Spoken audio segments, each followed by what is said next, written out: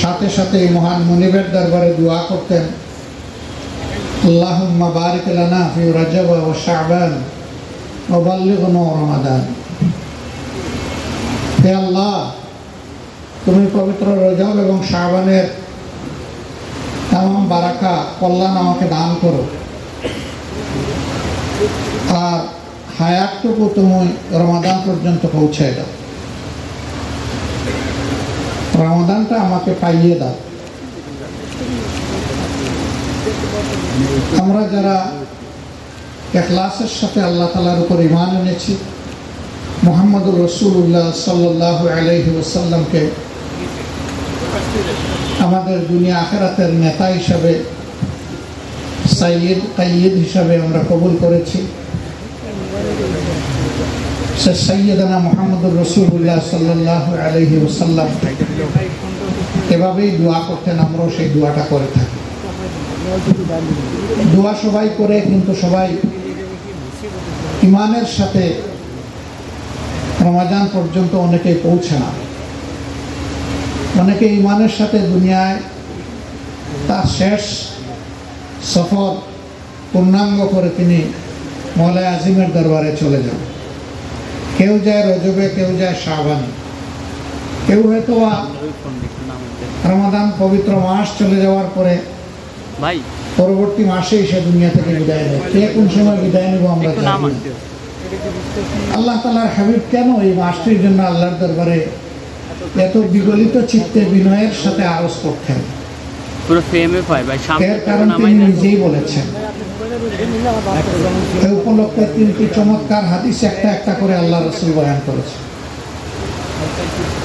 একটা হাদিস হচ্ছে রমজানের আউয়াল 10 দিন হচ্ছে রোজাদার বান্দাদের উপর আল্লাহ তাআলার পক্ষ থেকে অবারিত রহমত বর্ষণের সময়। দ্বিতীয় দশক যারা ঈমান এবং ইহতিসাবের সাথে রোজা রাখবে তাদের গুনাহ খাতা আল্লাহর পক্ষ থেকে ক্ষমা করে দেওয়ার সময়। আর শেষ 10টা দিন হচ্ছে আল্লাহর মায়ার বান্দাদেরকে জাহান্নামের আগুন থেকে বাঁচিয়ে জান্নাতে দেওয়ার সময়।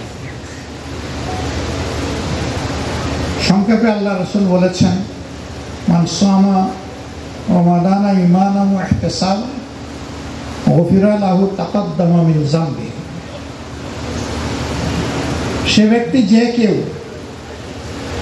ঈমানের সাথে, অর্থাৎ আল্লাহ তাআলার উপর নির্ভেজাল পূর্ণাঙ্গ ঈমানের সাথে, ইহতিসাব অর্থাৎ নিজেকে নিজের সামনে দাঁড় করাইয়া তার হিসাব নেয়, ফেলে আসা দিনগুলোতে আল্লাহ যে নিয়ামত আমাকে দিয়েছিলেন, আমি কতটুকু আল্লাহর নিয়ামতের কদর করেছি, সম্মান করেছি, আল্লাহর হুকুমের কতটুকু আমি অনুগত ছিলাম, আমার দ্বারা কোনো নাফরমানি হয়েছে কিনা, ভুল ত্রুটি হয়েছে কিনা, এই হিসাব করে করে চিন্তা করে করে যারা রোজা রাখে, আল্লাহর হাবিব বলছেন অতীতের গুনাহগুলো আল্লাহ তাআলা তাদেরকে মাফ করে দেন। সুবহানাল্লাহ। আরেকটি প্রসিদ্ধ হাদিস, রাসূল করিম সাল্লাল্লাহু আলাইহি সাল্লাম একদিন খুতবা দেওয়ার জন্য উঠছেন। তো প্রথমে তিনি বললেন আমিন, একটু সময় নিয়ে বললেন আমিন, আবার একটু সময় নিয়ে বললেন আমিন। হয়তো তিনি তার প্রিয় সাহাবীদেরকে জিজ্ঞেস করেছেন, অথবা সাহাবায়ে কেরাম রিদওয়ানুল্লাহি তাআলা আলাইহিম আজমাইন তাকে জিজ্ঞেস করেছেন, হে আল্লাহর রাসূল, জীবনে তো আপনার বহু খুতবা আমরা উপভোগ করেছি, কিন্তু আজকের মতো খুতবাতে যাওয়ার পথে আপনি 3 বার আমিন আমিন বললেন, আমরা বুঝতে পারলাম না। অথবা রাসূল করিম সাল্লাল্লাহু আলাইহি সাল্লাম তাদেরকে জিজ্ঞেস করেছেন, এরকম আমিন বলতে কি তোমরা আমাকে কখনো শুনেছো? বলে না, তা তো শুনিনি। তাহলে আজকে কেন বললাম? যেমনটি আল্লাহ রাসূল বলেছেন।